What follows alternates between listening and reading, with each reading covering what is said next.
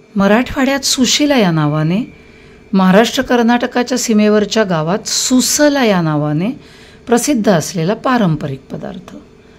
4 वाट्या चुरमुरे, बुडतं पाणी घालायचं आणि चुरमुरे हाताने असं धुतल्यासारखं करून पाणी लगेच काढून टाकायचं. पातेल्याच्या तळाशी अगदी थोडंसं पाणी ठेवून चुरमुरे झाकून ठेवायचे. 2 टेबलस्पून तेलात पाव चमचा मोहरी, पाव चमचा जिऱ्याची फोडणी, 7-8 कढीलिंब म्हणजेच कढीपत्त्याची पानं, 4 हिरव्या मिरच्यांचे तुकडे, एक मध्यम आकाराचा कांदा मऊ होईपर्यंत परतून घ्यायचा. 2 टेबलस्पून डाळ, 2 टेबलस्पून शेंगदाणे 2-3 मिनटं परतायचे.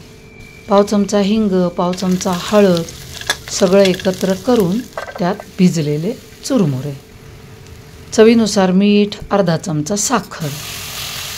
हे सगळे एकत्र झाल्यावर त्यात अर्धा लिंबाचा रस घालायचा. त्याच्यामुळे खूपच मस्त चव येते ह्याला. चव अजून छान करण्यासाठी थोडीशी कोथिंबीर. सगळं एकत्र केलं की 2-3 मिनटं त्याला वाफ येऊ द्यायची.